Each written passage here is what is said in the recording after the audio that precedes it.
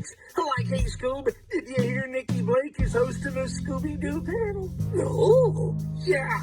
Like on today's Scooby-Doo episode, Scooby-Doo and Shaggy meet Nikki Blake. Yeah, and a Scooby Panel. Like, we need to get this puppy started. Okay, Nikki Blake, take it away, Scooby-Doo.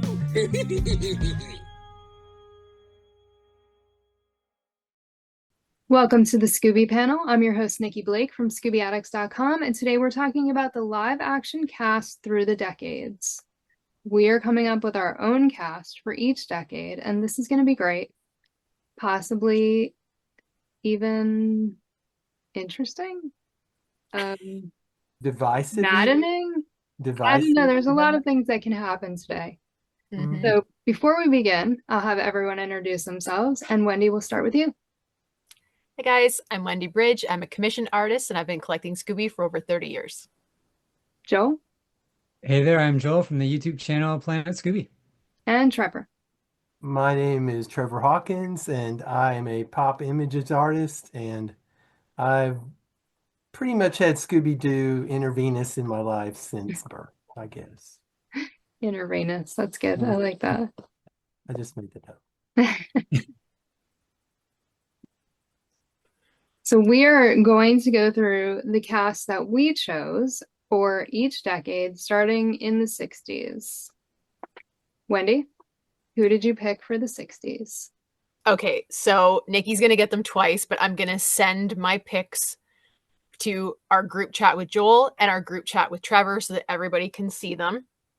Now, a few of mine, I do have like an alternate because I couldn't choose, but we're going to just start with this one, which I think is like my ideal lineup for this. Whoa. You get an alternate? That's me, Trevor. You know Wendy will always come prepared Right. with more than one answer. I know, and then when she picks her favorite things and favorite gifts, she has more than one. That's the way it goes, guys. That's the way it goes. No, I'm not mad. I just wish I could do it too. Listen, when you see how much work I went into my visuals, you will be like, do whatever you want. Okay? Yeah, I'm going to say just do whatever you want because this is pretty okay. cool. Oh, no. Thank you. All right. So this is also my favorite lineup, I think. So for Fred, we have Robert Colbert, who is from Time Tunnel. For Daphne, Sharon Tate, because I adore her and I think she would have been a beautiful Daphne. For Velma, Sally Field. And for Shaggy, Christopher Lloyd. Now, just to give like a little age thing here. Now, I kind of, to give myself room, because obviously I kind of wanted them to be sort of around the age that they would be if they were actually members of the gang in their decade. But I also gave myself like the full decade to work with. So basically, Robert as Fred would have been between the ages of 29 and 38. So he's the oldest one sort of on my list. But given that Matthew Lillard was 32 when he did Shaggy, I think it's okay. I think we can get away with that. Sharon Tate would have been between 17 and 26. Sally Field would have been between 14 and 23. And Christopher Lloyd, 22 to 31. So I think that's a pretty decent age pairing for all of the members of the gang. So for my alternate, let me see, part 2, which there's just alternates for all of them? No. Okay. Usually it's just one or two. I think this might be the only one that has, oh no, this one just has one. So my only alternate for this, and she was initially, when Nikki first said we were doing this, she was actually the very first person that came to mind, and I'm like, it has to be this. But then I thought of Sharon Tate, and then I couldn't choose. So Stephanie Beacham is my alternate Daphne. All the rest of the lineup is the same. She was a Hammer glamour girl. She was in Dracula AD 1972 and with this fabulous mullet, and she looked great in it. She's also in one of my favorite movies of all time, and Now the Screaming Starts, and she is a wonderful actress. I love her look, and I think she could have definitely pulled off Daphne for that. And she would have been between, she actually I think is the youngest, she would have been between 13 and 22 years old. So she also sort of fits that. And aesthetically, I think they all look pretty much like the gang members, at least to a degree. And I kind of like how they all look together. So I'm curious who would go with Sharon and who would go with Stephanie here. I would probably go with Sharon. Okay. Joel, Trevor, which one would you go with? Sharon. That's a tough one. So I adore them both.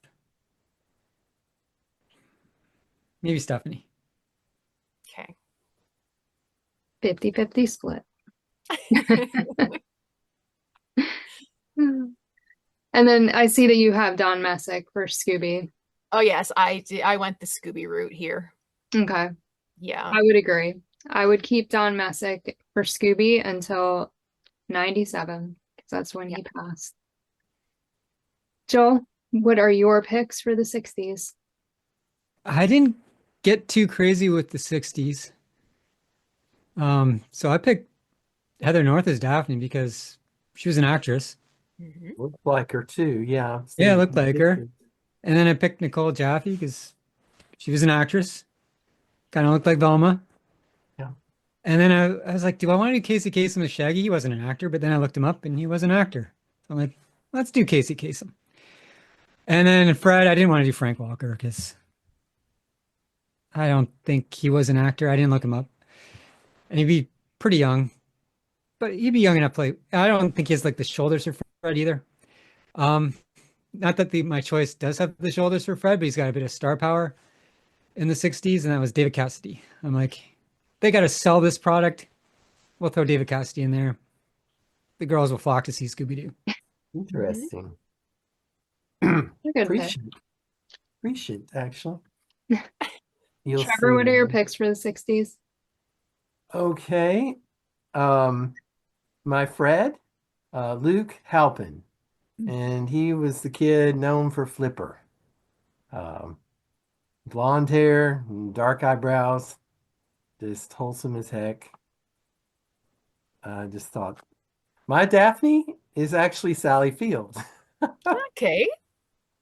So, yeah, because that would have been around the time of the Flying Nun and stuff. So, I mean, I think she could have pulled that off. My Shaggy would be Kurt Russell. Okay. And Peter wore tennis shoes around that time frame, and kind of goofy and lovable type. Now Velma, it's like, as I figured, what I wanted and what I put were two different things. Then I found out they were kind of related anyway, and actually both would work. So Angela Cartwright was my intention, and I wrote down Veronica Cartwright because I was looking to the side, but they were sisters, and they were both actors, and they both would have been good Velmas. But I'd probably lean toward Angela because the penny Lost in Space, I think she would have been adorably perfect. So that's that. I chose Troy Donahue for Fred. He was in A Summer Place. Yeah. I chose Anne Margaret for Daphne. Oh. She was in Bye Bye Birdie and Viva Las Vegas. Good choice. For Velma, I chose Charlotte Rampling. She was in The Night Porter Swimming Pool, and she appeared on Dexter. And for Shaggy, I chose Peter Fonda. And I chose him because of a specific picture. Yeah. Yeah. So Yeah, I saw that picture and I was just like, yes, that is Shaggy. Okay. Those are my picks for the 60s, and I would agree to Don Messick for Scooby. Joel, Trevor, what are you guys thinking for Scooby for the 60s? I'm same as you, Nikki. Don Messick all the way to 97. I agree. And then my brain goes, and now I'm into the point where you can edit me freely, but because I'm gonna ramble.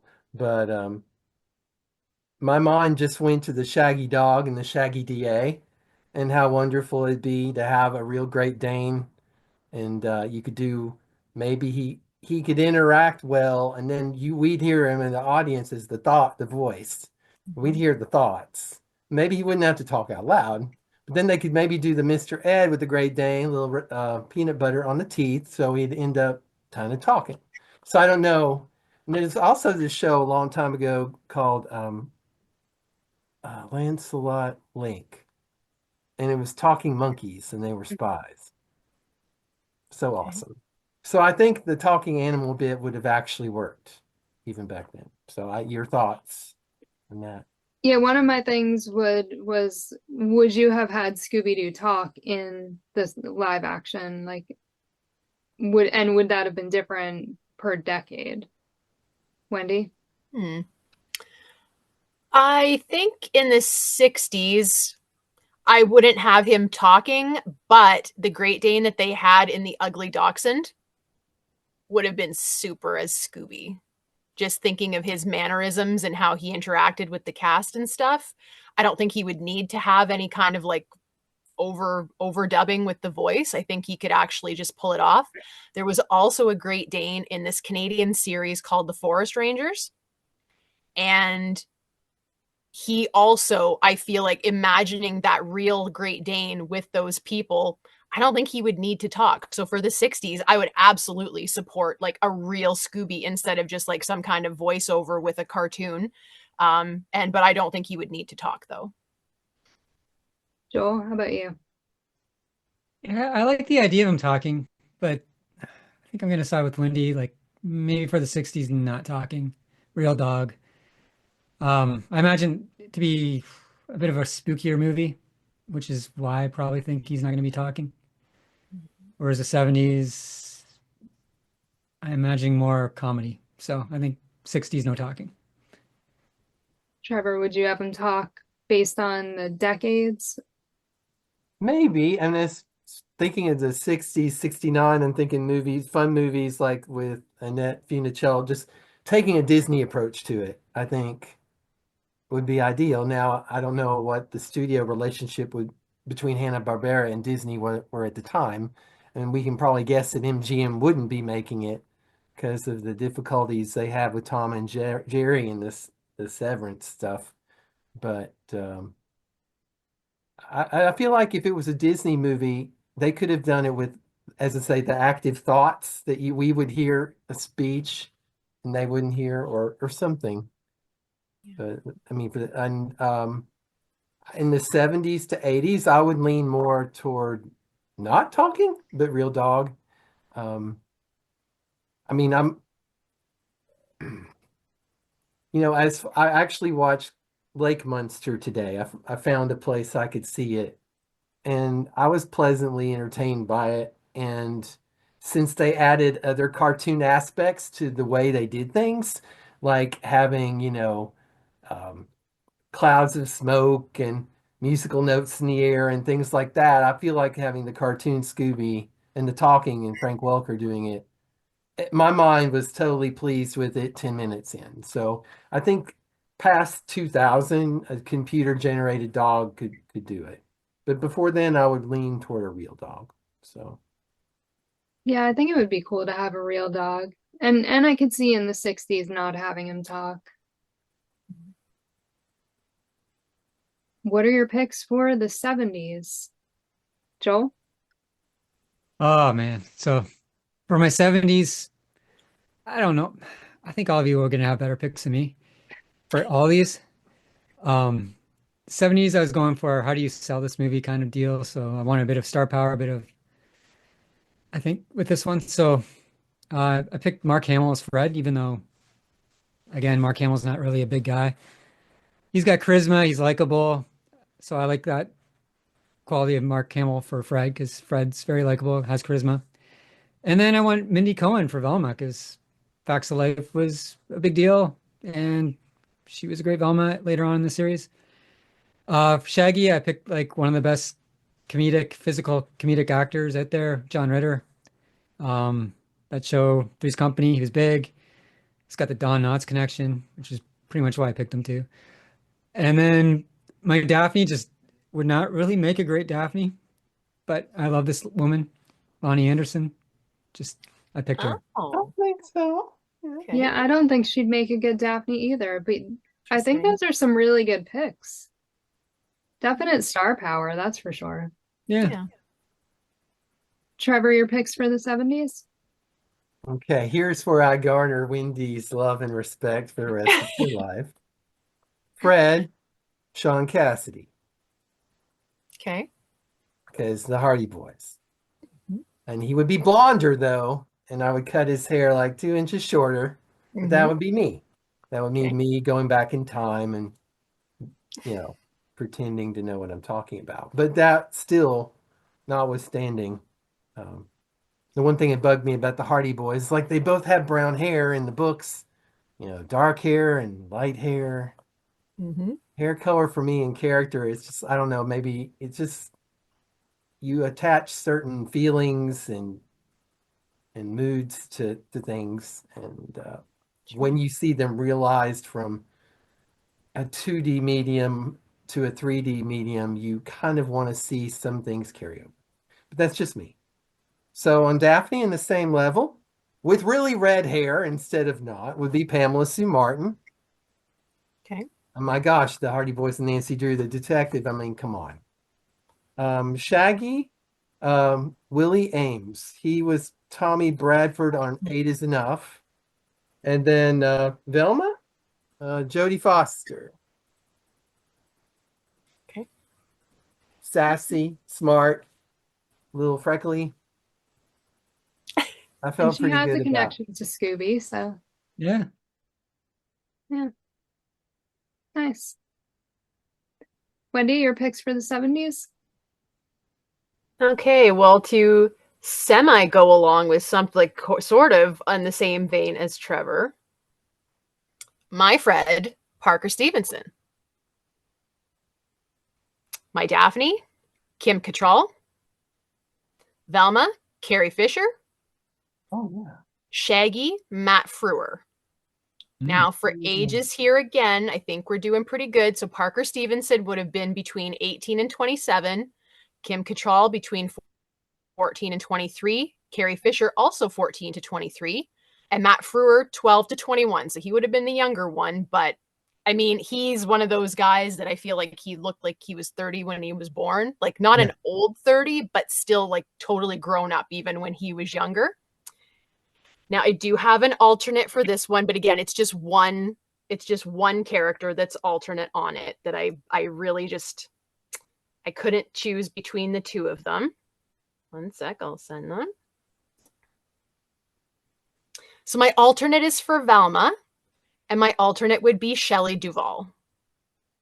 I love her, especially the picture that I found of her. I feel like you just slap some glasses on her, or even without the glasses, and she kind of could sell that Velma look for that. Yeah, definitely.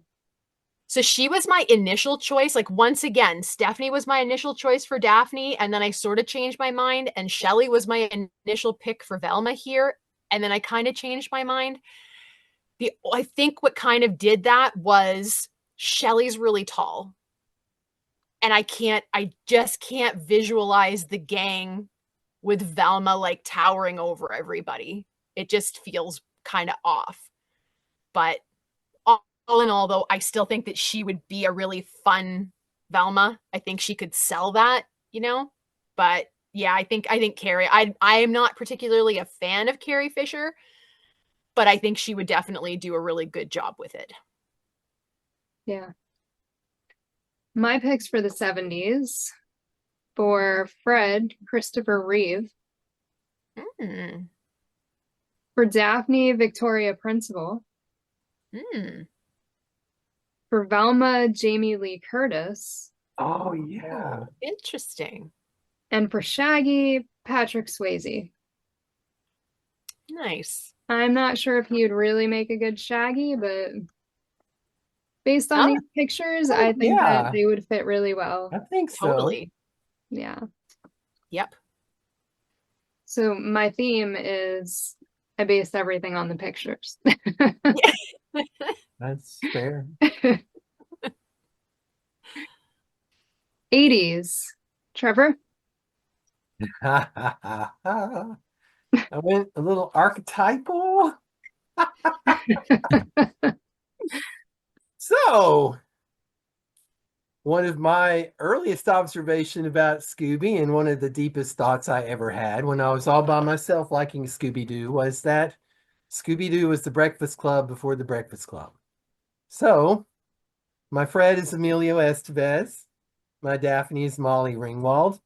My Shaggy is Anthony Michael Hall. And my Velma is Ali Sheedy, for reasons. So, yeah, I mean, Molly with the red hair, and Emilio with the football jacket, and Anthony Michael Hall, kind of tall, geeky, goofy, and Ali Sheedy being the dark-haired, kind of brooding, smart one. It just makes too much sense. Now, if I might go alternate with my Scooby, and I don't know how to make Judd Nelson a part of the whole thing, but if he could voice it, because I went back and forth a minute between Anthony Michael Hall and Judd for Shaggy. But Judd has a bit of dark to him that I don't feel like Shaggy carries, if that makes sense. Or at least when I'm thinking of the Breakfast Club. So I had a thought for a second to make the cast of Friends the gang. But then I was like, the only way that would work would be if we added Scrappy, and like Joey would have to be Scooby. Okay. But then I couldn't figure out which of the girls would be Scrappy. And then I thought probably Lisa Kudrow. Phoebe, Yeah. Scrappy, Phoebe, Yeah. Scrappy, Phoebe, kind of sounds. Yeah. Mm-hmm. But then I just decided not to go with that list at all. So Wendy, your pick for the 80s?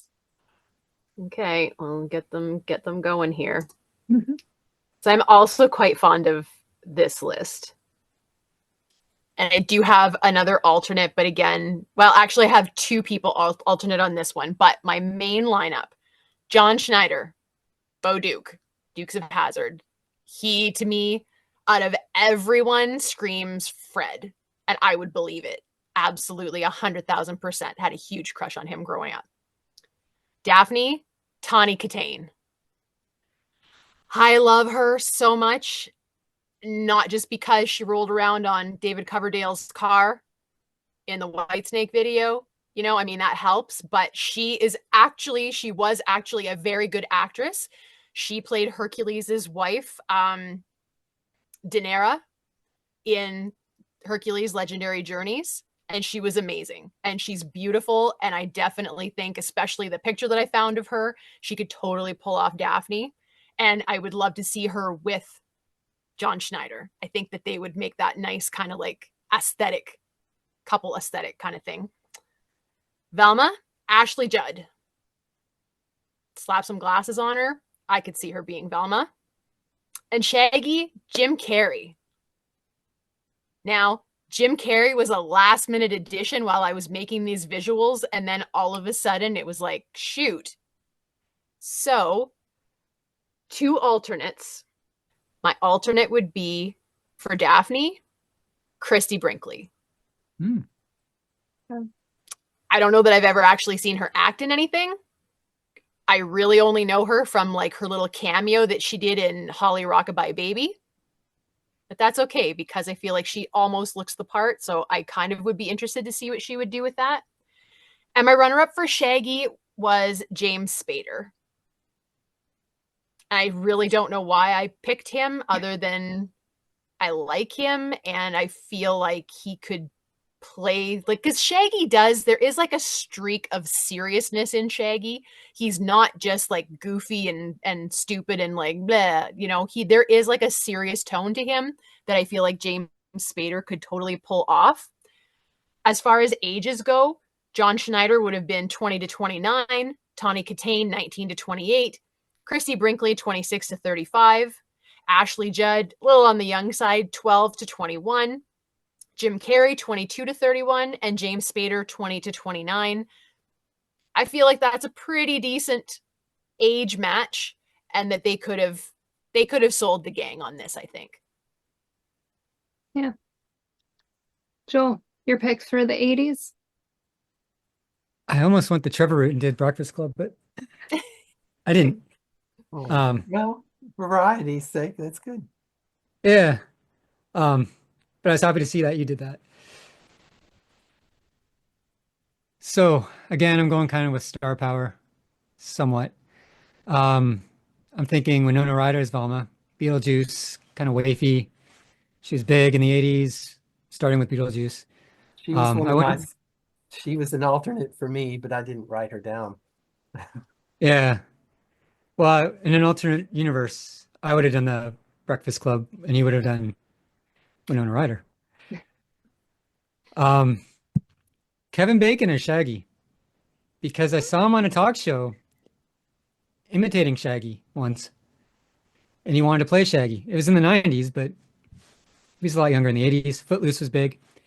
So that I went with Anthony Michael Hall as Fred because of Edward Scissorhands. He's kind of a jock. He's a prickish jock, but he can play a big guy. And I think he got tired of the nerd typecast, so he probably was doing the steroids then. And then my Daphne, running trend, all my Daphnes aren't that great. Tiffany, because red hair, she was big in the 90s or 80s. And yeah, I just went with Tiffany. I don't think she can act.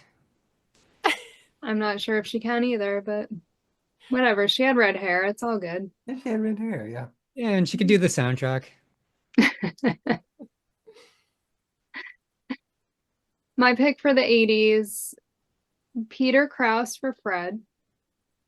He was on Parenthood and 911.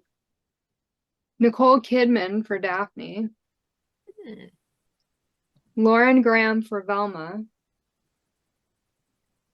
And I put Robert Downey Jr. for Shaggy. I originally had Kevin Bacon, but then I was like, I don't know. So I went with Robert Downey Jr. And those are my pictures.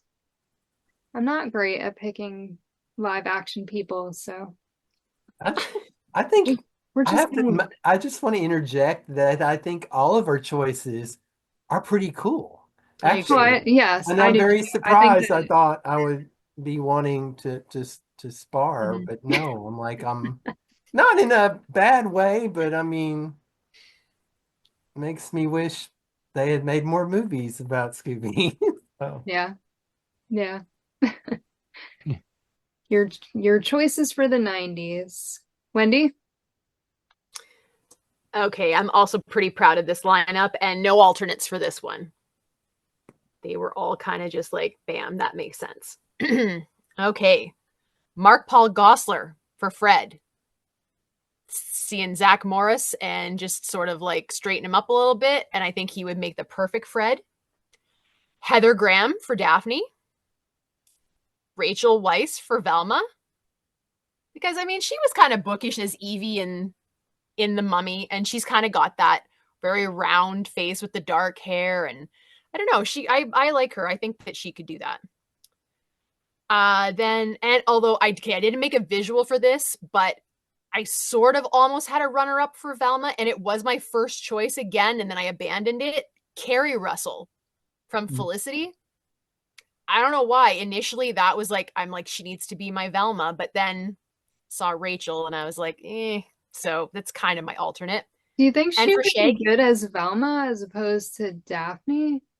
okay, people are going to hate me for this. She's not pretty enough to be Daphne. I but can't. on the other I hand, would not. remember she cut her hair in Oh, the God. show's ratings tank, so to be Velma, she'd have to have short hair. I don't Well, think she yeah, would but I take mean, them Velma's hard. not the sex pot, so just yeah. But I can't imagine her as Daphne. Like, she's just not. There's nothing about her to me that screams like glamour or like I don't know. But then all of a sudden I was like, yeah, maybe she's not the greatest Velma either. So yeah. And then my Shaggy, Jamie Kennedy. I would love to see him as Shaggy. I think he could do a really good job with that. And I think, again, the ages kind of like all line up. Mark Paul Gosselaar, 16 to 25. Heather Graham, 20 to 29. Rachel Weisz, also 20 to 29. Carrie Russell, 14 to 23. And Jamie Kennedy, 20 to 29. Totally would work. Yeah. Joel, your choices for the 90s? Yeah, with the 90s, I'm envisioning like they're gonna be like, I'm not gonna like the 90s Scooby-Doo movie. Because I think they're gonna do it like what they did with Batman, like the Joel Schumacher Batman kind of. So I kind of went in that direction. So I went with Pam Anderson as Daphne. Just excess there. She's a great actress, but I don't think she'd make a great Daphne. But I think in a movie they'd pick her. I chose Jim Carrey as Shaggy for this year. Okay. Just because I know he's probably a bit too old for Shaggy, but 90s, they don't care. I was going to do Mike Myers because he was really pushing to do a Scooby-Doo movie, but then I was like, someone's going to pick Mike Myers and I don't know. He was already big with the Austin Powers, so he's not going to do Scooby-Doo. And they're never going to get him. And then I went James Vanderbeek, Dawson's Creek dude. It's Fred, has blonde hair. And then I went Blossom, Mayim Baliak, or whatever her name is. I can't pronounce it. As Velma. Okay.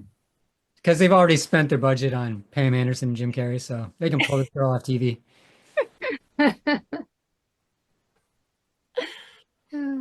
Trevor, your picks for the 90s? Okay, mine may be a little esoteric. You know, I haven't prefaced mine by saying I'm proud of them every time, but I feel like maybe I should. But okay, my Fred, going to the Mummy, Brendan Fraser. Mm. Check out how he looked with his hair kind of sandy brown in the Mummy, a little lighter, boom. And he had that kind of innocent, wholesome look back then, and I think he would have been like perfect.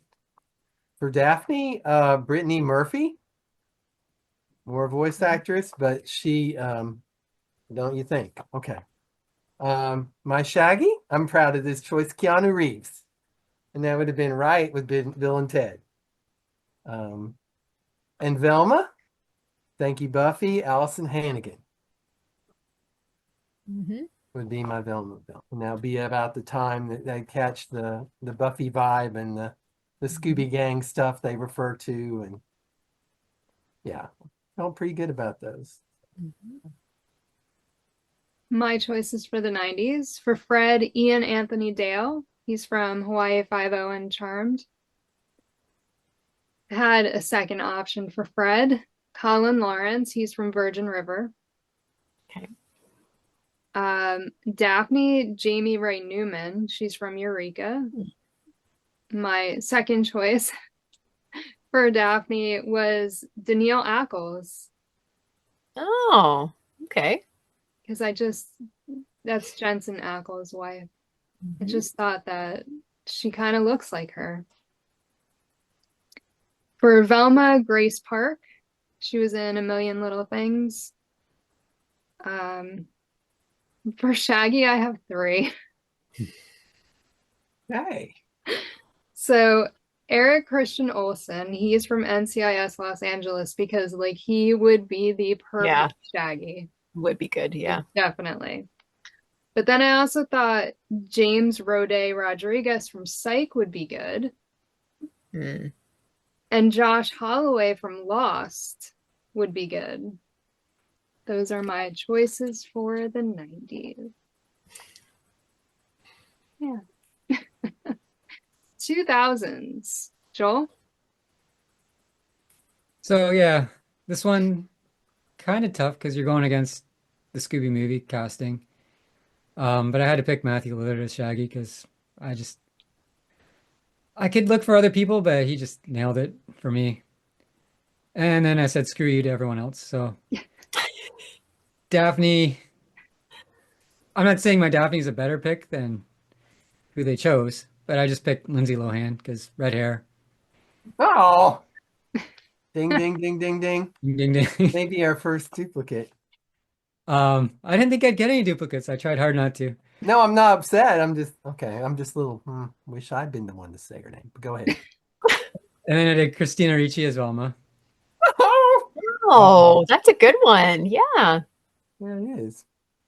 And then my Fred, it's a weird one, but I saw him with blonde hair recently, and it didn't really work. But he's a big guy. Brandon Routh, he played Superman in the in between after Christopher Reeve and before Henry Cavill or whatever. So in the people movie called Scott Pilgrim versus the World, he has a blonde wig and he's a big guy. And Fred, I imagine, is a big guy, so I picked him. Okay. Trevor, your list for the 2000s? For Fred, I picked Eric Von Detten, and he's more known as a voice actor in Toy Story. He played Sid Phillips, who is the bully. But he also, ironically, as I was reading up, he played Wally Cleaver in the 1997 version of Leave It to Beaver, which kind of always circles back to a whole lot of wholesome, and there's him. My Daphne, well, Lindsay Lohan. And then my Shaggy, let's see, Ashton Kutcher. This would have been right on the 70s show vibe. But I mean, the hairstyle and the goo goo goo, yeah, I think he would have done well. And then Christina Ricci as Velma, because not only is she dark and sarcastic, she pulls off bangs better than, I mean, most people. She looks beautiful that way. So, and I'm always one for a Velma that's prettier. One of my friends, Alan, a long time ago with Linda Cardellini, he just shook his head after the movie and told me it's like Velma should not be hotter than Daphne. Velma should not be hotter than Daphne. I think they both can be hot. Equal opportunity hotness. Wendy, your list for the 2000s? Okay. I have one runner-up in this one. And you're very proud of this list. It's okay. It's okay. Can I just ask, like, what happened to Don Messick? Oh, it's just Oh, just just know that it's- assuming, yeah, that hits. Oh, him. now we're in the 2000s. Oh, okay. It's like Well, AI Don Messick. let's start with that. Yes. Well, maybe Scott Okay. Innes, perhaps, or So no, no, absolutely not. No. So unfortunately, Don passed away in the late 90s, which means he is no longer available to do the voice of Scooby. But there is no other voice of Scooby. I don't care what anybody says. Don is the one and only voice. So going forward, we have AI Don Messick, the one and only voice of Scooby-Doo. Now, obviously, as the next 2 decades progress, the AI voice is going to get better and better. It might be a little iffy in these 2000s. I don't care. AI Don Messick, somebody make it work. You know what I mean? Just take it. I don't care if you have to like sit and take clips from classic Scooby verbatim to make it work. We've got AI Don Messick now doing Scooby. For Fred, Chad Michael Murray. I think he looks the part, and I think he would have had the like teenster star power at the time. Julie Gonzalo, who was with Chad Michael Murray in A Cinderella Story, I think she looks like she could be Daphne, for sure. Give her hair like a little extra color. I think she could totally pull that off. Velma, Rachel Lee Cook. Did not love her as Josie. Thought that was a weird casting. But as Velma, I could totally see that. And Shaggy, Sean William Scott. I think he would be, I would watch him be Shaggy. Although I will agree with Joel, should be Matthew Lillard. And the only reason I didn't choose that is I was like, okay, well, he's already been that, so let's go a different route. But I agree. Matthew Lillard kind of is like the ultimate live action Shaggy for sure. Okay, I won't send you my visual because my only runner up was Jennifer Love Hewitt for Daphne. Because around that, I mean, when she was really young, I couldn't stand her. And I didn't think she looked that great. And then all of a sudden she turned into a woman, and I'm like, I love her. She's great. Ghost Whisperer, fantastic show. She's amazing in it. I think she could maybe pull off a reddish color hair too. I think she would also make a good Daphne, but it kind of came down to like how the character looked and how she looked with the rest of the cast. And so that's why she kind of got bumped for Julie, but either of them could do it. Where again, I'm the one thing I am proud of is that I think I got the ages down to where it would have made sense for this to work. So Chad would have been 19 to 28, Julie 19 to 28, Jennifer Love Hewitt and Rachel Lee Cook 21 to 30, and Sean William Scott 24 to 33. So I mean, we're totally well within the age range of like who would actually be playing these characters on the big screen at that time. And I think there's a decent amount of star power here too. I feel like in the 90s and the late 2000s, there was this weird category of like star power, but also like B grade at the same time. And all these people fit that. So anyway, yeah, we won't go further into that because someone will get offended. But anyway. My choices for the 2000s. For Fred, David Giantoli. He's from Grimm. Mm-hmm. For Daphne, Bitsy Tulloch, who happens to be his wife in real life. For Velma, Antonia Thomas. She's from The Good Doctor. Okay. And for Shaggy, I wrote Matthew Lillard because, of course, he is like the ultimate live action Shaggy. Like, I don't think anyone will ever be better than him as a live action Shaggy. But I chose Kit Harington because I think that would be cool. I did originally have Jennifer Love Hewitt written down for Daphne, and then I was like, nah. And I changed it. Trevor, your choices for the 2010s. For Fred, I went with someone.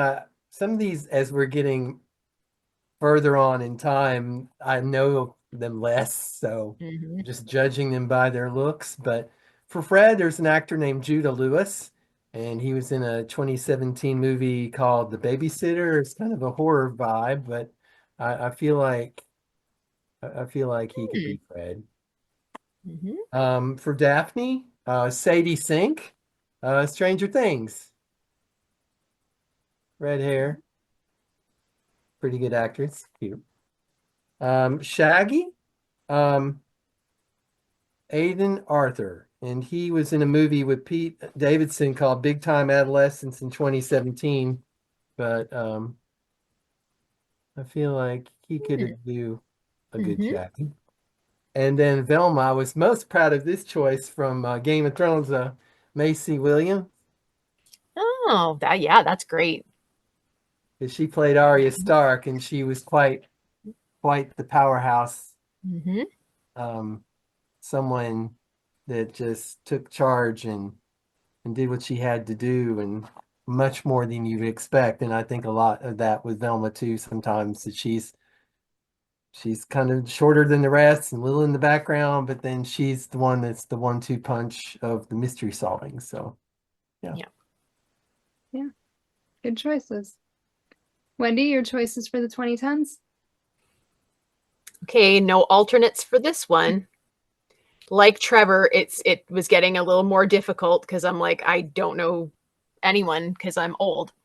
But I did manage to find people, and when I started thinking about what I know, like shows that I have seen, and then all of a sudden I feel like it came together. This is my favorite pick for Daphne because this actress, because we're gonna we need to let's not jump over Fred. Okay, so for Fred, Toby Regbo played King Francis in Reign. Fantastic actor. Really, really, really, really good.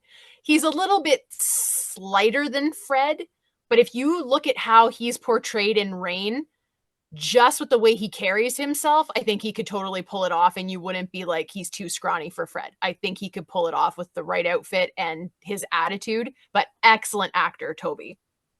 So Daphne Catherine McNamara. She is, okay, guys, I love like 1950s, 1940s Hollywood starlets, all those beautiful glamour shots and all these amazing women. They're gorgeous. I don't know what happened over like the last 50 years. I don't know what happened, but that went away, in my opinion. Catherine McNamara is the first actress in probably 50 or 60 years that like I would have a hard time having a conversation with her face to face because she's so beautiful. And I would just be like staring at her and not hearing a single word that she said. I know her from a short-lived series called Shadowhunters, which was based on a bunch of books that I loved when I was a little bit younger. And she did a fabulous job. But I mean, she's got the red hair. She's got that gorgeous face. And if you look at her character, she played Clary in Shadowhunters. She is so like similar in character and styling to Daphne in that she is this very like soft, kind of demure, but not really like lady girl. But she can also like kick your ass. That's how she turns out. And so when you see her, she's very unassuming, but she also like, you don't mess around with her, which I think would be like a lovely kind of Daphne to have. So yeah, her 100,000%. She's my favorite pick for Daphne out of all of my picks. Velma, Allison Scagliotti, another fantastic actress. She played in Eureka. While she guest starred in Eureka, she played on Warehouse 13. Fantastic actress. And even though all the times that I've seen her do something, she's kind of like a little spitfire. And I don't particularly want to see Velma played like that because I feel like that's what Linda Cardellini did. And I did not like that performance at all. She's such a good actress, though. I'm pretty sure she could like phone it in, bring it down a notch, and just be like that very analytical Velma that we know and love without like the snark level to her, because I don't like my Velma with any snark. And for Shaggy, Grant Gustin. In particular, I'm struggling to remember the storyline because I loved the Flash series and I thought he was a fantastic Flash, in part because he looked like such a regular person and yet he was doing this amazing thing. And I love that. And I feel like that would be good for Shaggy. But in one of the storylines, there's like a flash from like another timeline or something. And he's got this like in the picture, like this shaggy hair down over his face. And he's very like somber and stuff. And when I saw that picture, I was like, yes, he could play that role. When you see normal pictures of him where his hair is like flipped up, it's hard to picture him as Shaggy, but he's a really good actor too. So I think that he could pull that off. This might be like the closest age group to actually being like what the gang would be. So Toby would be 19 to 28, Catherine 15 to 24, Allison and Grant would both be 20 to 29. I did for like a split second have a runner-up for Shaggy, and that was Rupert Grint, who plays Ron Weasley in Harry Potter. I feel like he could act that, but then I was trying to picture him doing it, and I just wasn't sure anymore. So I abandoned that. But I do think he could maybe do it. Yeah. I really liked Linda Cardellini as Velma in the live action movies. Like, I thought she was really good. Her and Matthew Lillard, I thought, were spot on for the characters. Okay. Joel, your picks for the 2010s? So yeah, my Shaggy, I picked someone who's good at physical comedy. Tom Holland, he played Spider-Man. Velma, I picked Aubrey Plaza because I don't know, I just felt she could do that. She could bring Velma in a different direction where it's like not snarky, but you just don't know if she's serious or not. She's just to the point, but it's funny. It's dry, I guess, humor, I guess. Daphne, I went Sophie Turner from Game of Thrones, the redhead sister to Trevor's pick. And then Fred, one of the most charming people around, Glenn Powell. You probably don't know who he is, but if you do, you know that guy's charming. And he's got broad shoulders. I like it. My picks for 2010s for Fred, Kai Bradbury. He's from Virgin River. For Daphne, Olivia Cook. She's from House of Dragon. For Velma, Mae Whitman. She played in Parenthood, and her mother is voice actor Pat Music. Mm. And for Shaggy, Nick Robinson. He is from Jurassic World. Yeah, I can see that. Mhm. Very cool. And our final decade, the 2020s. Wendy? Okay, this was the hardest one. And then all of a sudden it just made sense to me because I actually do know all of these actors and actresses from things, although obviously not that much. Interesting too, like what I loved about, maybe we'll talk more about this later, but what I loved about this exercise was how people today look a lot younger than they used to. Yeah. And there's like a joke about like millennials and all these kind of things, like how, you know, we're older but we don't look as old, and there's all kinds of these like weird things like that. But this 2020s lineup totally, to me, just like shows like a total departure from like something that's been happening for half a century now.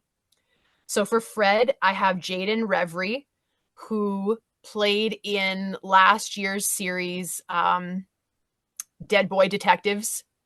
Broke my heart that did not get a season 2. 10 out of 10 for that show. It was fantastic. I don't know how it didn't get picked up for a second season. And Jaden is, I mean, if they cast him properly, he's going to be a star. To me, he has like that like it factor. He is super like charismatic and charming. And I know part of that was the character he was playing, but also I think a lot of that was just him. And I definitely think that he could go places with the right people backing him and like pointing him in the right direction. I really hope to see more of him because he's really good. For Daphne, Breck Basinger, who played in Stargirl. And she's super cute. And she's also got that like sweet and innocent, but also like watch out kind of factor, which I think is a great pairing for Daphne. Velma, Jenna Ortega. She kind of reminds me of like the Christina Ricci casting earlier on. And it just kind of makes sense. I could totally see her. Maybe obviously not to the degree that she was in Wednesday, but like a little bit of that for Velma, I think would totally work. And for Shaggy, not sure a lot of people will know this actor, Gavin Casalegno. He is like one of these actors where he hasn't been in a lot yet, but once you've like visually seen him once, you will like never forget him. So he's been in Vampire Diaries and he had like a little stint on Walker. Pretty decent actor, but he's also like he's just got this look about him that I have a bad feeling that he maybe is not going to get a lot of like high power roles in his career, but you're going to remember him and people are going to be like the guy with like those piercing eyes, you know?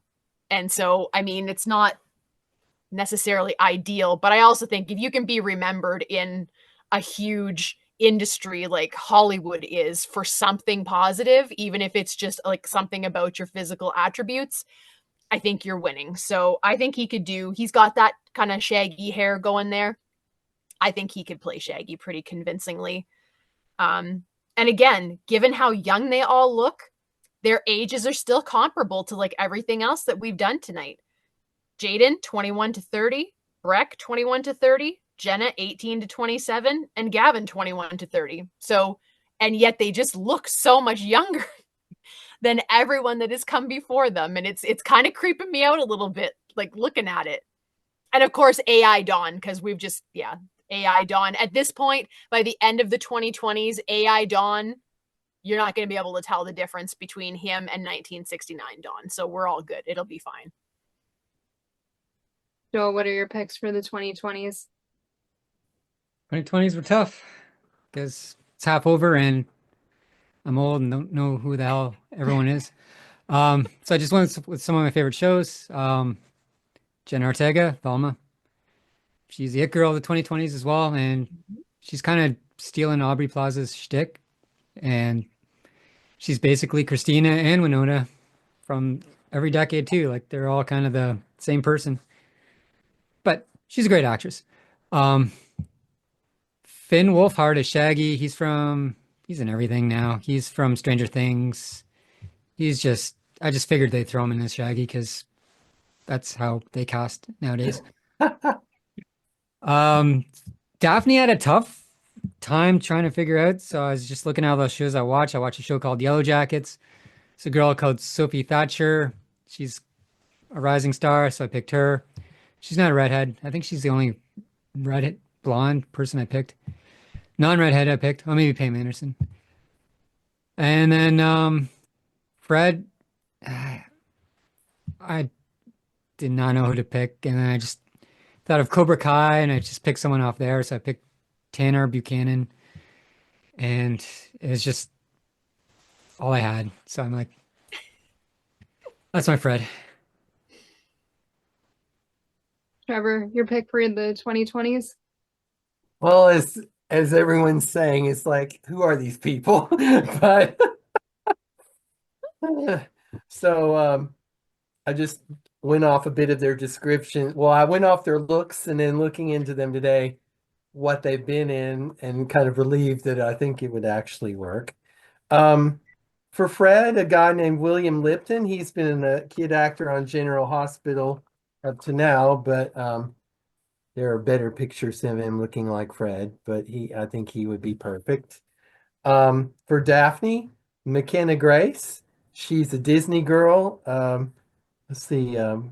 Think a show called Crash and Crash and Bernstein. She's also been on The Young and the Restless. She also voiced young Daphne in Scoob. I did not know that. So, well, then that kind of perfect. And for Shaggy, Jack Dylan Grazer, he played in the newest It, and he's also Freddie Freeman in the Shazam movie. And I feel like he has that kind of quality, the messy hair and the a bit of the I don't care. And Velma, I'd not heard of her before, but Elsie Fisher, she's a British actor, but I really feel like she could probably do a nice job as Velma.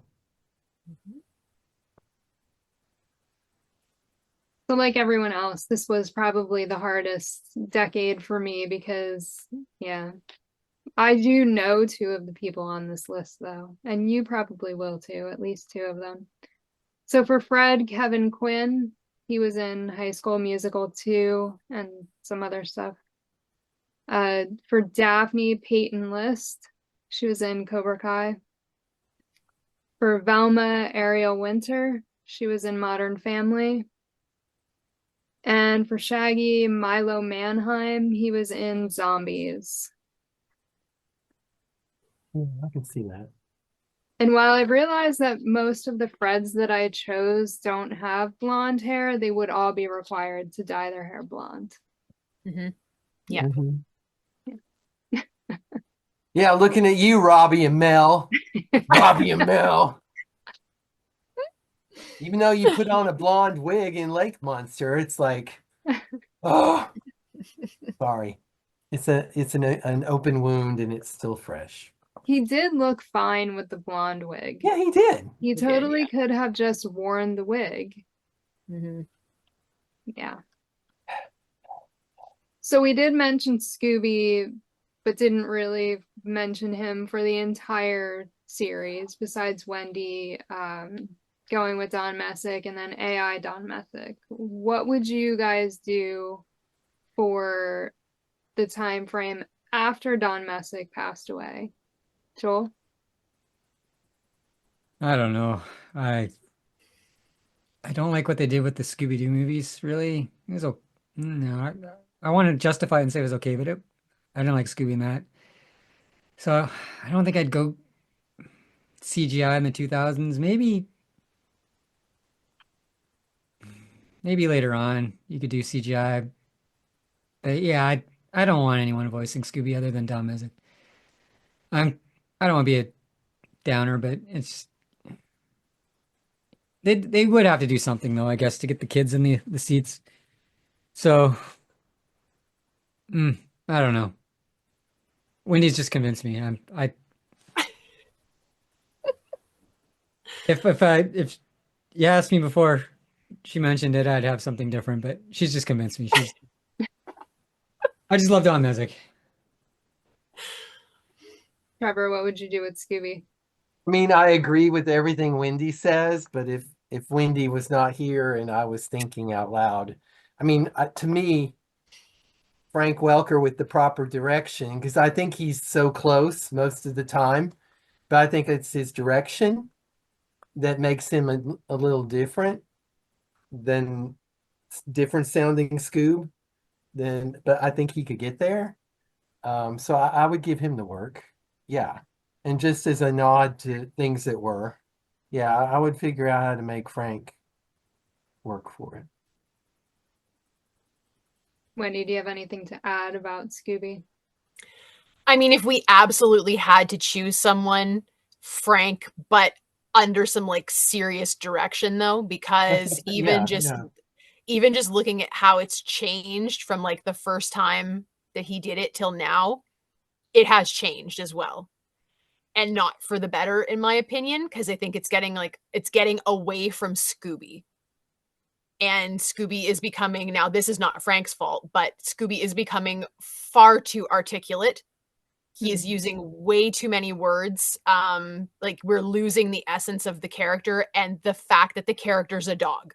At the end of the day, he's still a dog. And if you look at the dialogue he has in like modern day compared to Where Are You, it's ridiculous.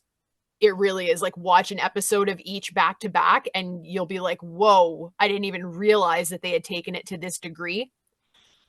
I would give Pat Fraley a shot at Scooby. I would love to see what he would do with that. Honestly, I would really, because Pat is like, he's such a sweetheart, and I would absolutely at least give him a shot and be like, what can you do with this? What can you do with it? And if you can't really imitate Don, what would you do with it? Let's pretend that Don never voiced Scooby and Scooby is a brand new character. What would you do with it? So I'd be hiring Pat and see where he would go with it. Because I hesitate to say this, but I have disliked all of the voices of Scooby since Don passed away to such a degree.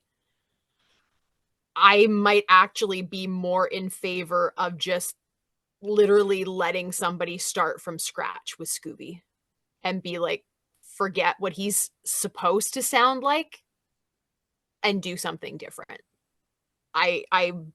I would be open to hearing that because literally no one has come even close, which is crazy to me because I feel like Matthew, while he's not Casey, still totally plausible Shaggy. It's close enough in all the ways that matter. I buy it every single time. I don't have a problem with it. Nick Pilatus, also not Casey, but I totally buy his Shaggy and I love it. What is, how can, I mean, I'm not a voice actor, I granted, but like, how is the dog the hardest thing to like get the sound of it right? I can understand the articulation of it being difficult, but it's the sound that's messed up. Everyone can do the rolling R's. That's not the problem. But like no one sounds anything like Don Messick.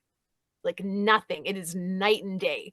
And I'm very like, I'm just surprised when you hear people that can like mimic others and you're like, wow, that's amazing. Scott Innes can do a really good Casey Kasem. He sounds a lot like Casey, not doing Shaggy, but Casey's actual like radio voice. He sounds a lot like him. But I've not heard anyone imitate Don. Everyone is doing a version of what they think Scooby's supposed to sound like. None of them sound like Scooby though to me. So at this point, like maybe just like start over and make him talk normal. Honestly, Crypto talks normal.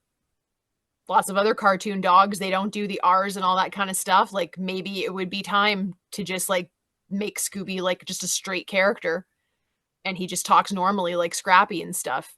I don't know. I still think AI Dawn is the better way to go, especially with the technology that we have today. That's honestly what I would really like to see. Come on, Warner Brothers, you got enough money to do it. Get AI and Don Messick here. You know? I agree that Don Messick was the best Scooby and would definitely have him up until he passed.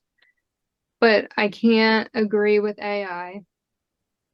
So I don't know. I mean, I think Scott Innes did a good job.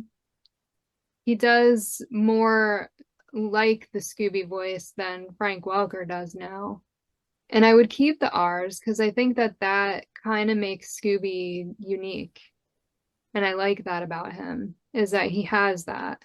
So I guess if we could get Frank Welker to go back to like doing the R's and voicing him that way, like Trevor said, give him more direction, make him talk more like Scooby, then I could be on board with Frank Welker. But I could also see Scott Innes voicing Scooby. Yeah. What was the character that you had the most trouble trying to cast? Wendy? Shaggy. Shaggy. I did not realize how, I don't want to say niche that character is, but also like what even is Shaggy? Like, if you're gonna like label what type of a character that is, like, he's not really a jokester. He's not really goofy. He's just, I don't know. He's very laid back, but he also has a very particular look. And surprisingly enough, given how this day and age, nothing seems more popular among men than like looking like they just like crawled out of the bush after 6 months with like a gross scruffy beard and like long unkempt hair that's like all over the place, and like they're not doing anything. You're fine. It's fine. I'm talking like where it's like, and you Okay. can tell that they haven't, like, there's probably like 6 days of food somewhere in it, and they haven't like washed it, they haven't brushed it, they haven't done anything to it, and they think that that's like rustic and hot. And some women apparently are into that. I'm not one of those women, but whatever. That's also not Shaggy though. The rustic, that's not Shaggy either. So I just couldn't find in any of these eras, I really couldn't find an example of an actor who was like Shaggy. It's like all of these other like components of him, but Shaggy's way more than just like a singular component. It's like all of the components have to be together.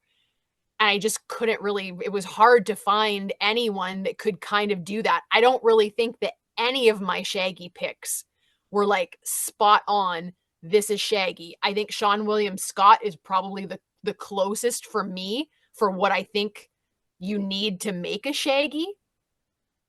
But he was definitely, for me, that was the hardest, was Shaggy. Eric Christian Olsen. That is a good pick. Joel, who was the hardest to cast for you? Probably Daphne for me, which is why I went with generic redheads. I just, even though she wasn't the first Daphne, just Heather North just is my, who I always kind of envision. Trevor, who was hardest to cast for you?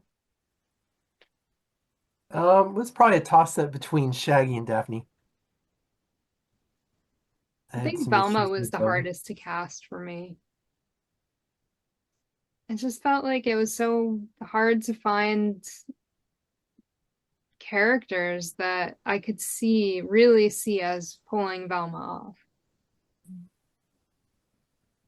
Yeah. What was your criteria for choosing actors? Joel? Bit of like just having fun with what studio heads would do in these different decades. Not really my personal picks, but more or less what would end up on screen. 2000 aside, because that happened. But yeah, I just kind of went with that. Just if they're gonna make a like a blockbuster kind of movie, who would the studio heads maybe pick to get this thing off the ground? Trevor, what was your criteria for choosing actors? Probably their vibe and their appearance most of all, because I feel like a lot of times, like I said earlier, those things just seem to get ignored when people turn intellectual properties into movies. And I know everyone that reads something sees something different. But if they're described as, tall or lanky or redheaded or raven-haired or Titian blonde, it's an easy get to try to match those things first. So yeah, that's where I went. Um, but I, I also wanted to have it be a little fun, but I like my Scooby kind of a bit dry. I mean, if I had my druthers to do a movie, I would do it in color, but I would make it more like the vibe of an old school film noir and let the humor be, but not overly do it. So there wouldn't be Shaggy and Scooby dressed up as vaudeville performers somewhere in the middle. I would let that go for what I would do. So it would have some humor, but it would hit a vibe just edging on horror and the danger that would be a little more than usual, but still just feel like the hope that these kids have more gumption than most kids and that they're going to be okay. So I've thought about this before. Wendy, what was your criteria for choosing actors? Yeah, I took this very seriously. And like I say, there was a lot of time put into choosing because my main criteria was like what not to do, what I didn't want to do, which is I didn't want to just like go looking through photos and pick out people where I'm like, okay, well, she looks like Daphne, he looks like Fred. That was definitely a bonus. And I was thinking about it, but like if someone didn't have red hair, like red hair was not a criteria for me. It was more like, how would you look if we dyed your hair red? Could you pull that off? Because there were a few times where I'm like, oh, maybe this person, and I was like, yeah, I don't think that the red hair would look proper on you, so I kind of nixed that. And I tried really, really, really hard not to choose anyone or to keep it as few as possible, people that I didn't know, and so I couldn't speak to their acting ability, because you can look like the character. That doesn't mean you can sell the character. If you can't capture the essence of them, if you're not a good enough actor to do something, you shouldn't be in that part, even if you like are like a dead ringer visually for them. So I tried to go with people that I could actually say, okay, well, I've seen you in this, and I know that you have the chops to pull that off. That was like super important for that. And also that they look proper together, because at the end of the day, if you're doing a live action film, those characters are going to be like in almost every scene, and they're all going to be there. And so just trying to imagine them in some form of the gang's outfits, because obviously, hopefully they stay the same, but they don't always stay the same. Sometimes they get updated. So it was like, could I see these characters like wandering around in the woods together? Could I see these actors actually interacting with each other? Another big thing was, what do they sound like? Not their ability, but what do they sound like? Because some people just have voices that don't need to be heard beyond like this conversation you're having in private. I don't want to hear them on the radio. I don't want to hear them on a television show. If your voice is so annoying that I just want to like rip my ears off, not going to cast you in a movie that I care about. So again, that meant that I needed to know something about these actors and actresses to be able to say, okay, because there are actors and actresses out there where I will not watch something that they're in just because the sound of their voice is like grating. Not going to do that. So there was a whole slew of criteria here, and then also trying really hard to like get those ages right. There was a couple of times where I had to abandon something because I'm like, okay, well, I want this person and this person, but I can't just move one of them to the next decade because age-wise, it just wouldn't make any sense. So I didn't want to fudge it. I mean, usually I'm all about fudging stuff for the panel to get away with like all the things that I want, but I was like, not this time. The ages needed to at least make sense. And if you look at the ages that Freddie and Sarah and Linda and Matthew were when they did the Scooby movie in 2002, all of mine fit that. So I'm like, that is an acceptable criteria. Obviously, not very many of them are probably going to be actually 17, but let's be honest, Scooby, the cartoon, to me, they didn't seem like teenagers either. I thought that they were like in their early 20s for a long time because that's how they read to me. So I don't have a problem with the actors being that as well. But I kind of feel like, I know a lot of people love that 2002 movie. I personally think it was really crappy casting, and that the casting was done based on what is popular and what's going to make us money, with the exception of Matthew, because obviously Matthew gets 100 stars out of 10 every time. But the other ones, for me, I never bought Sarah Michelle Gellar as Daphne, and I sure as heck didn't buy Freddie Prinze Jr. as Freddie. So yeah, so I didn't want to do that. It's great if some of my picks ended up being people that did have some kind of star power that would bring people in. But I think especially if you're going to be doing a movie with a very beloved group of characters and ones that have been around for so long, I don't think you should just like phone it in and be like, okay, let's just pick the most popular people. Scoob, sorry, but that wasn't okay. Just because you're a big name right now doesn't mean that you need to be like taking over stuff, okay? Because it's not all about money. It shouldn't be all about money. It should be about the integrity of the characters and the show. So I wanted to try and do that with my picks. I did go based on ages. I wanted them to pretty much all be in their 20s in whatever era they were doing the movie. I knew like when I first thought of any picks that Eric Christian Olsen was Shaggy, and I had to fit him in somewhere. I knew that for sure. The rest of them, I worked for hours trying to figure this out, trying to think of things that I knew people were in, and then just going through Google to look at pictures. Because, you know, there's so many different pictures of these actors and they don't all look like they could fit the part. But then there's that one picture that is like perfect. And then you just know that that's who it has to be. So, yeah, this took me a really long time. The whole idea for this panel came from Trevor. He had mentioned in a conversation that we were having that it would be cool to talk about the, you know, who you would cast for different live action movies throughout the decades. So I think it was a great idea, and I'm excited that we got to do this.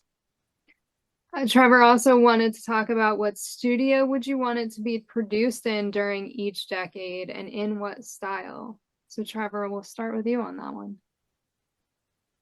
Okay. Well, in the 60s, I know there would be the issues, but we'll forget about issues and contracts and such. I really want the 60s to feel like a Disney film. The computer wore tennis shoes, or Flubber, or you know, Escape to Witch Mountain or something like that. I feel like it would work, and it would be pleasant, and it would be brightly colored, and I think it would fly. The 70s, I'd like to have it feel, like brown chicka brown brown, you know, the bell bottoms, definitely more on the 70s side of their costumes. Um, Something a little more like something in New York, something a little maybe not gritty, but there would be grit on the grain of the film. 80s, I mean the fun and fantasy stuff like Back to the Future or Buckaroo Banzai. In the 90s, Buffy, a cinematic version. If you ever managed to watch the first season, and even if you just turn the sound off and just look at the cinematography, it's just wonderfully dark. And even the stuff they do sometimes during the day, it seems dark. And I don't usually compliment that, but for what that is, I think that's very good. When we go more forward, I mean, with the resolution of film and things going to 2000, 2K, 3K, 4K, or whatever, I feel as things go high definition, I think I would take things back to more of a daytime kind of mystery. And again, I love the vibe. The very few scenes you get in the very old show, like I just mentally live like in What a Night for Night, where they've driven to the museum during the day. And there's that really pretty shot with the turquoise blue sky in the front of the museum and the mystery machine. And I'm like, why in the world did those color, I just would love to have seen that more. And as far as 2020s,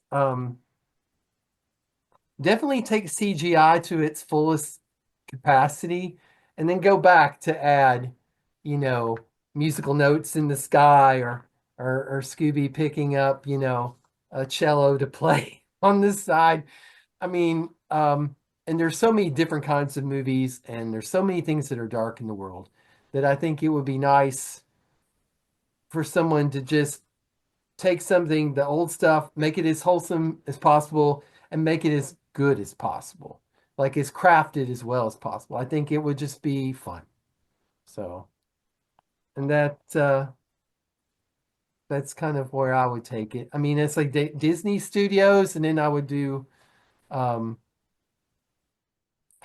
in spite of the involvement, and you would think I would just say this because, but I think Warner Brothers during some of those decades probably would have handled it very well. As far as like the most modern studio, I don't know who I would really trust. I mean, I don't think I would have Disney make it. Maybe Paramount. You know, who knows? And again, well, and as to say, I don't know. I have my bonus Time Machine Retrocast. I don't know where we want to fit it in or if I just shoehorn it now. But this would be done in black and white probably, but it's the group from the Many Loves of Dobie Gillis. And Dwayne Hickman, and then Tuesday Weld for Daphne. And all that was said about Shaggy, I mean, Bob Denver, I think he's Shaggy.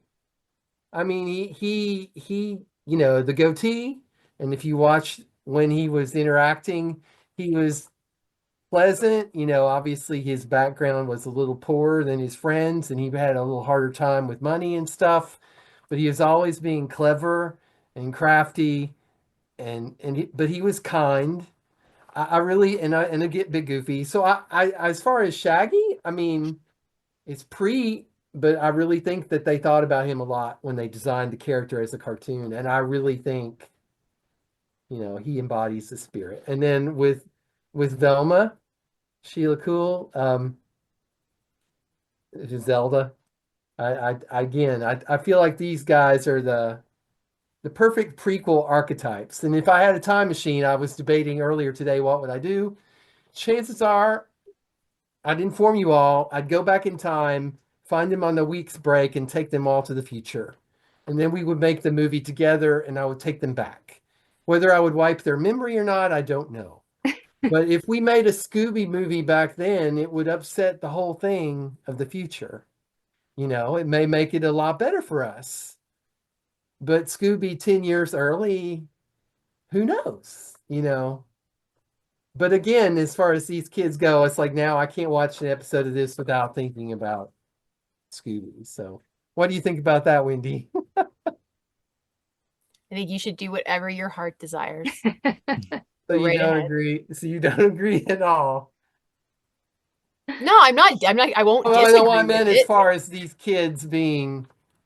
I mean, I think.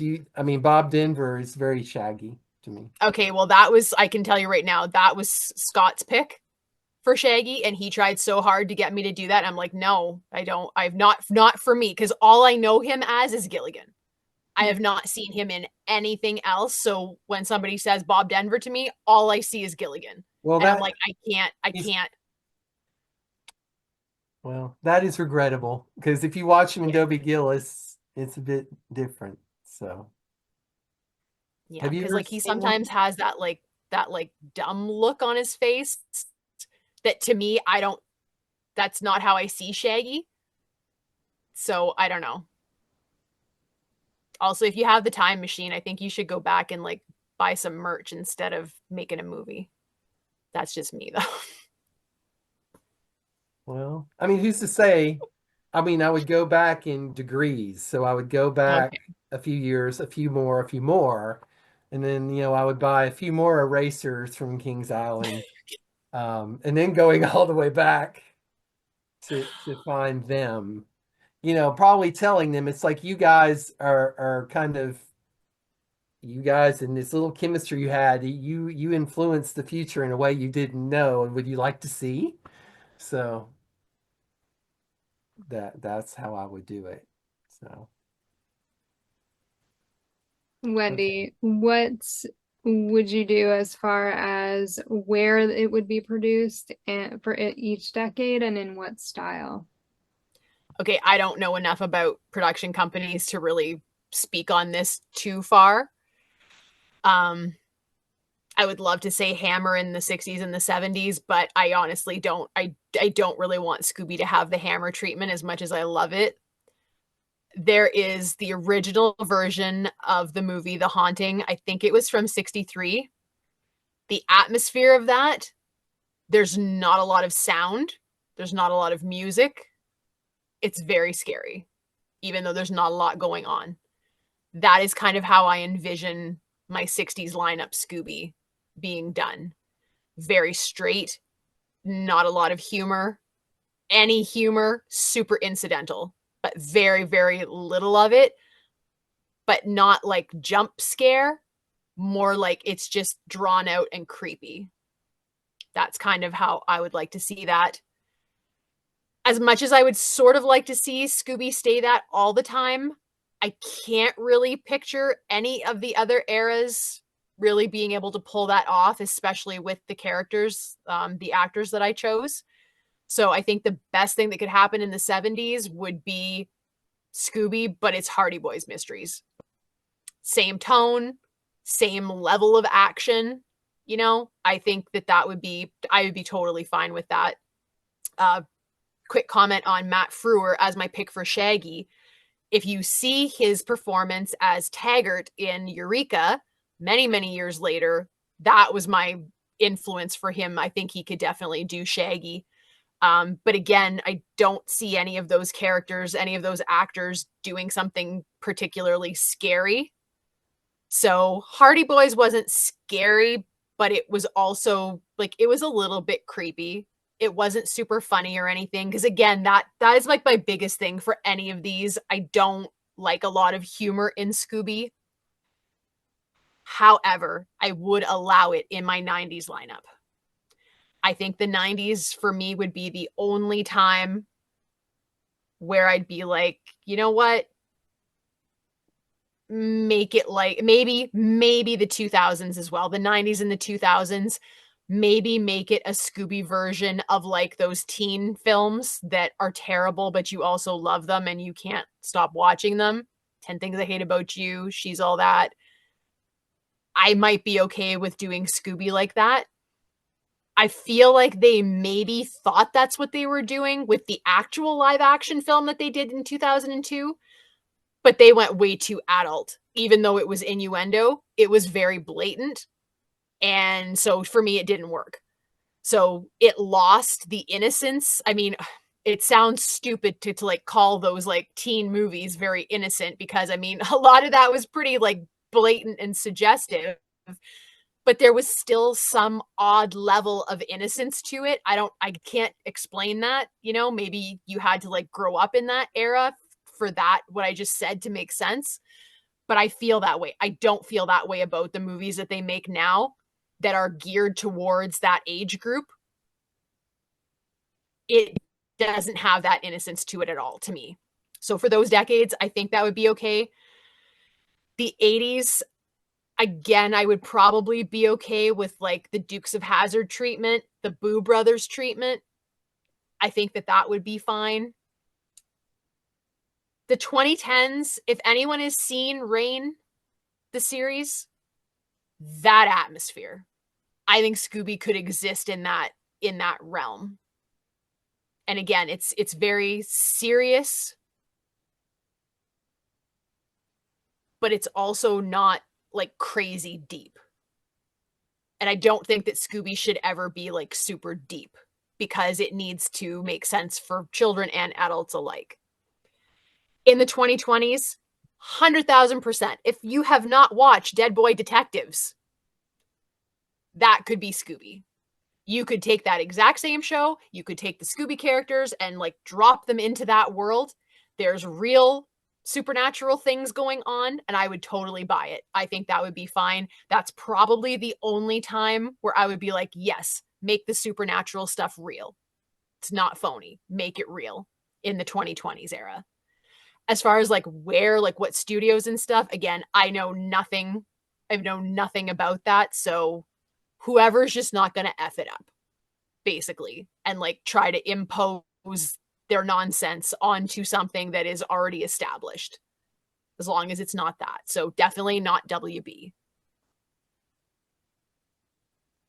Joel, who would you want to see produce the series or the movies, and in what style? Yeah, 60s, I was thinking Hammer as well, but I don't think it would work. So I'm thinking maybe Universal paying homage to like the 40s with the castles, but kind of updating it maybe a bit.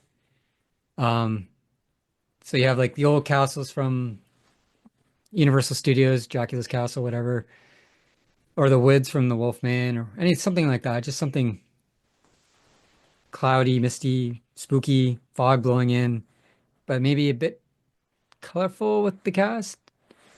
So it doesn't really like, it's not like going to be black and white, but it's going to have a bit of both. 70s, I'm going in a weird direction. I'm thinking I want the cinematography of like those 70s horror movies like Texas Chainsaw and Amityville Horror, but more kid friendly. So Toby Hooper directed Texas Chainsaw and Poltergeist, so maybe something in between. You have the suburbanism of Poltergeist combined with like the cinematography, like those empty fields, just the horror of normalcy kind of from which I get from Scooby-Doo, like things are kind of normal but not normal. So I kind of like that direction. 80s, I'm thinking Robert Zemeckis, kind of, he did Back to the Future. I think he did Who Framed Roger Rabbit, so, or maybe Joe Dante, who did Gremlins, kind of something like that. I don't know what studios they work for, but I kind of envision like Scooby in the 80s being like Roger Rabbit, that kind of animation, but it's a reverse. Only Scooby's like animated and everything else is kind of real. Where Roger Rabbit, only the one main character was real and everything else is animated. 90s, I'm gonna go similar to what Wendy said in like the teen kind of thing. Not so much Scream, but maybe I Know What You Did Last Summer, which is very Scooby-Doo-ish in some way. And they even picked like two of the cast members from there. to be in Scooby-Doo, the 2002 and 2003 or four, whatever. 2000s, I don't know, maybe a continuation of that because that kind of carried on. And 2010s, it's been ruled by Disney with the MCU, and so I don't want that for Scooby. And if you don't have that, you have like found footage, and I really don't want that for Scooby either. So I don't know. And 2020 is no idea. I know nothing about studios and all of that, so I'm just gonna agree with all of your ideas because I think they're great. But I'm also gonna kind of add in like I would love to see something that's kind of like Without a Trace, NCIS, Criminal Minds, like that kind of stuff for Scooby. So if they could do movies like that, that'd be great. I'd love to see Rob Zombie produce a Scooby movie, as long as he does it better than the Munsters. Yeah, the monsters left a little to be desired for me. Yeah. Yeah. But I think he could do something really cool if they actually would let him. Yeah.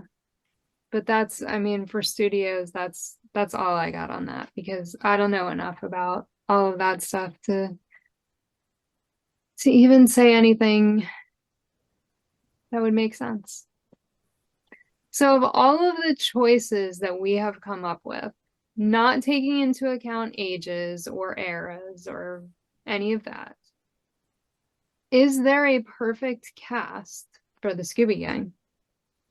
Wendy? Okay, well, Matthew Lillard as Shaggy. I don't think there's a debate there. Definitely, no matter when, I think that needs to be it. I don't, beyond that, I really don't think, I mean, I could pick like what my favorite lineup would be, like just like you say, not considering the ages or anything and just like pick the actors. But none of them, like none of it could encompass all of the eras. Because I'd like to say John Schneider, but I don't think he would work beyond the 80s or put him back in the 60s. Even his aesthetic as Fred to me wouldn't work as well anymore. And I don't think that any of them would, because I also don't see Sharon Tate being able to be Daphne with the people from 2020, because her aesthetic, it's just, it's different. The female aesthetic now compared to then is different. The way that men look at a certain age now is so different than it was before, that I don't know that any of them could actually like bridge that whole 50-year period. You know, I don't think that it would work beyond Matthew Lillard, because I could see him being able to play a role in any of those eras, Scooby or not. It doesn't even have to be Scooby specific, but like I could see Matthew Lillard in like a tailored suit in the 60s doing like a time tunnel thing. And I could see him current now doing something. And I could see him in every era doing something. And that means that I think he could play Shaggy in any of those. But as far as everybody else, I do kind of feel like they are era specific, at least to a certain degree. So, I mean, really, the only perfect cast of Scooby is the voice actors from Where Are You? And I think that's the takeaway from this, is that Heather and Frank and Casey and Dawn and Nicole, that is the only perfect Scooby lineup that exists or ever will exist for me. Joel, do you think that of all of these actors that there is a perfect group that would make up the gang? Again,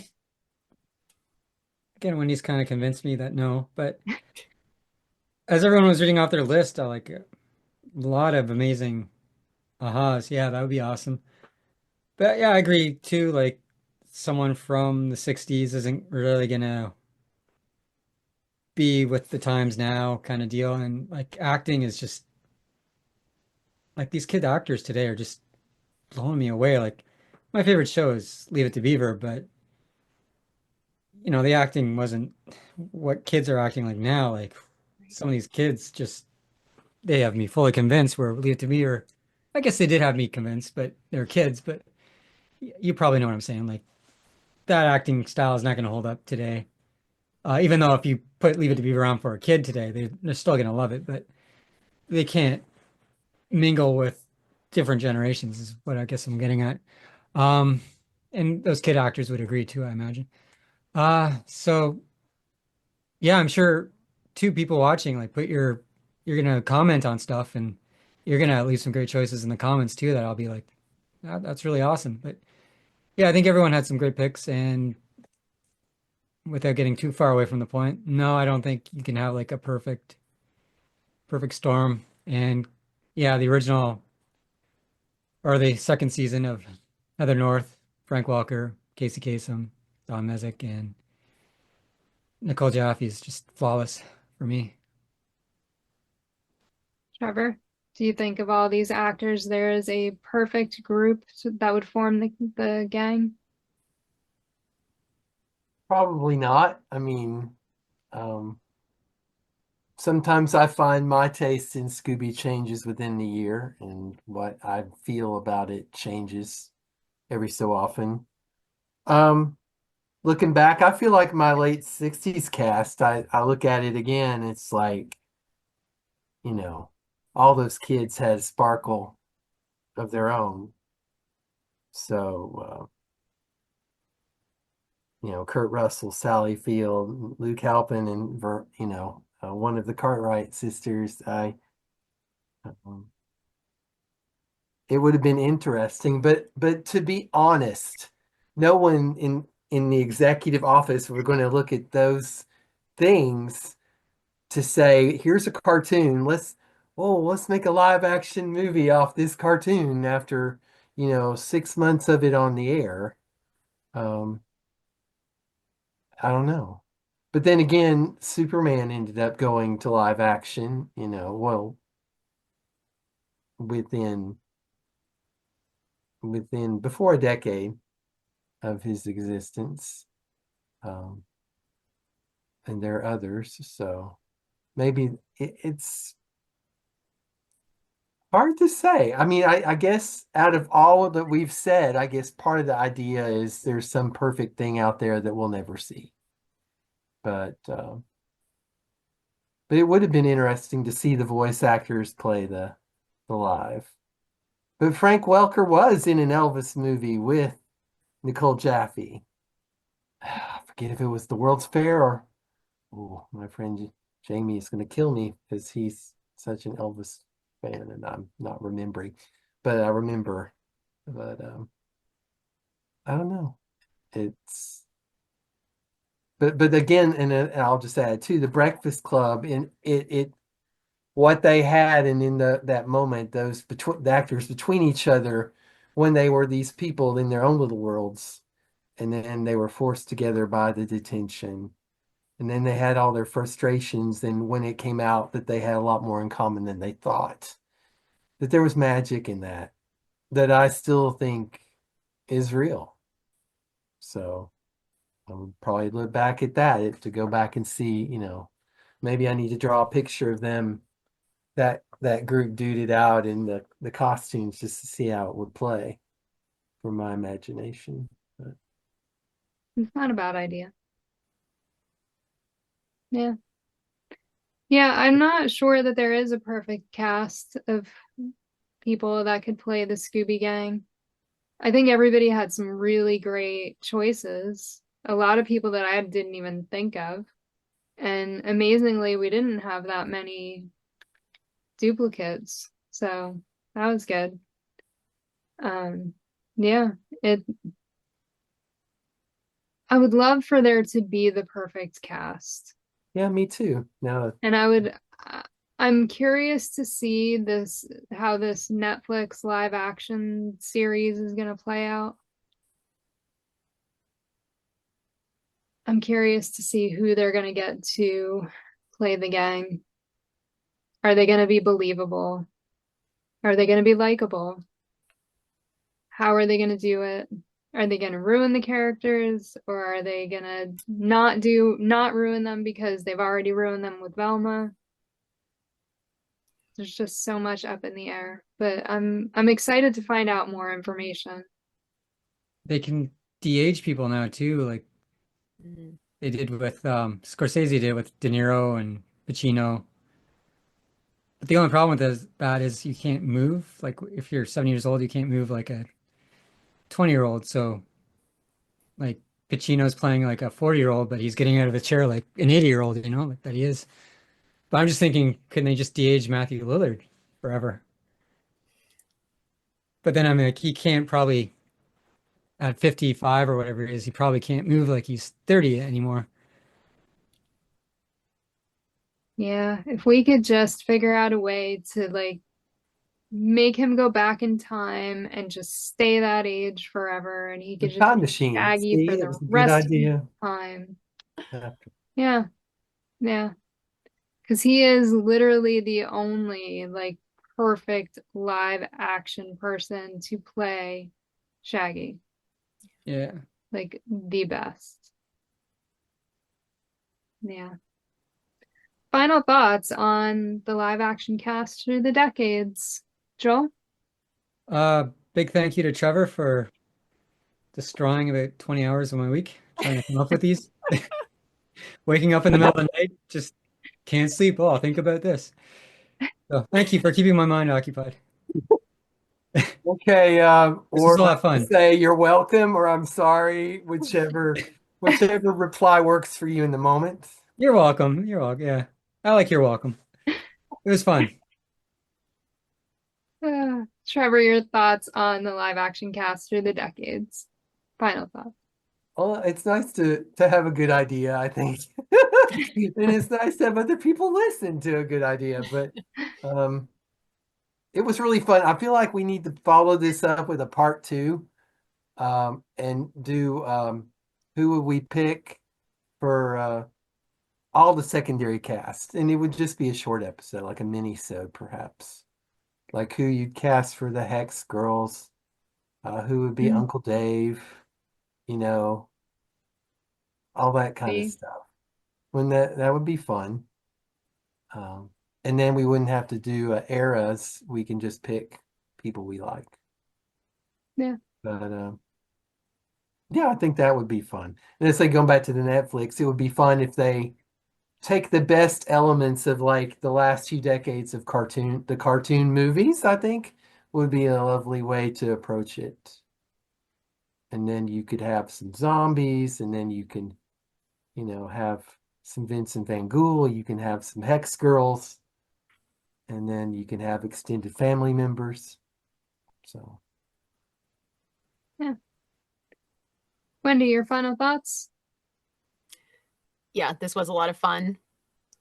Definitely have more of an appreciation for the job of casting director, but also having a major realization that I'm not sure a lot of casting directors actually are qualified to do that job. Just my opinion, looking at roles down the years where I'm like, man, I wish they'd have picked somebody else for this. Because like, obviously this is, I mean, if you're doing that job correctly, there should be a lot of thought going into who you cast for a show, and it should not just depend on who showed up for the audition. So yeah, that was a bit of an eye-opener. Also, new appreciation, not that I needed another reason to appreciate classic Scooby and the people that voiced him and created him, but for me, this just proves that you can try to reinvent the wheel as many times as you want, and you can try to capture lightning in a bottle. Sometimes something is just perfect right out the gate, and there is nothing you can do to recapture that. It is what it is. You should love it for what it is. You should celebrate it for what it is. And I really think that you should do everything humanly possible to protect it from being marred by other people who can't come up with their own ideas. because while this was a lot of fun, and it could be fun to see any of our cast in a live action Scooby, this also just drove home the fact that I don't need a live action Scooby. Because original Scooby animated with those voice actors, I never need anything else. I know everyone else is like, no, we want a new Scooby. Okay, that's fine. That's valid. I appreciate that you guys feel that way. I'm not that person. I don't care if they ever make another Scooby ever again, because I have the Scooby that I love. That is the way I want to remember Scooby. If I get old and I lose my memory and I only have like moments of remembering things, I don't want my memory of the Scooby that I love to be marred by modern people and what they did to my Scooby. If someone says to me in my hospital bed when I'm like 90 years old, I don't want to be that old, but if that happens and I have dementia and they're like, oh, hey, do you remember how much you loved Scooby-Doo? I don't want to hear Scott Innes or Frank Welker or Neil Fanning. I want to hear Don in my head. And if I hear anyone other than Don in my head, I'm going to be really, really sad. And I don't want to picture the Mystery Incorporated gang. I don't want to picture the screwed up looking Be Cool gang. I want to picture classic Where Are You Scooby gang. I don't want any of the other stuff. Again, if people are enjoying it, that's great. I don't need it. I don't want it. This sort of just managed to like drive that home even further for me. Classic Scooby, classic lineup. That is the perfection. And no matter how hard people try, I'm sorry, you can't recreate it. It's a moment in time that was perfect. You're never going to get it again. So maybe just spend a little more time appreciating it for what it is. And like, I think we should be doing more to protect it. I don't think we should be so quick to be like, oh yeah, do what you want with it. I don't think so. I agree that they shouldn't just be allowed to do whatever they want with it. There has to be some kind of parameters set. At least they didn't let them use Scooby and Velma. Yeah. I thought that this was a really fun idea for a panel. It took me way longer to figure out the live action people that I wanted to use for each decade. And I had my whole list finished this morning and then spent the rest of the day changing my list. So it definitely took me a very long time to do this. And it was probably one of the hardest panels that I had to do research for. Mm-hmm. Of all the panels that we've done and all the research that I've done, this was probably the most difficult. But fun. It was a lot of fun. And I've learned about new actors, and who knows, maybe I'll watch some different shows. We're going to wrap things up. Before we do, let everyone know where they can find you on social media, and Wendy, we'll start with you. On Instagram, I'm at Wendy Bridge, Twitter X, Wendy Loves Jesus, and my blog is wendylovesjesus.wordpress.com. Joel?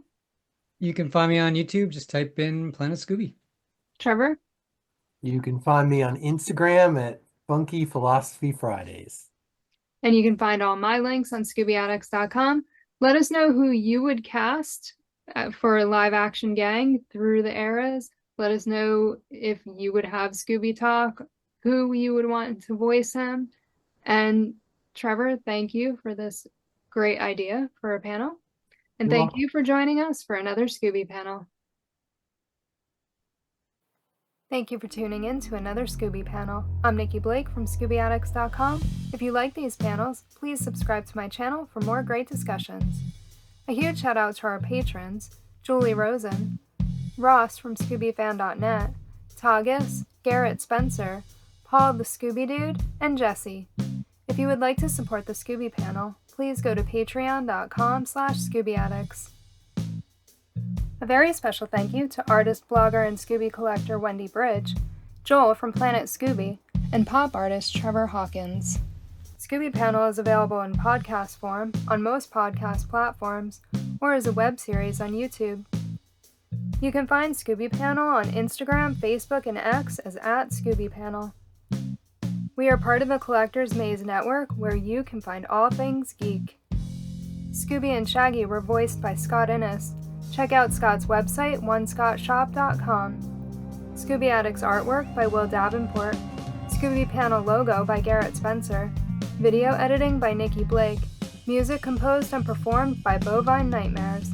Please join us next time for another Scooby Panel.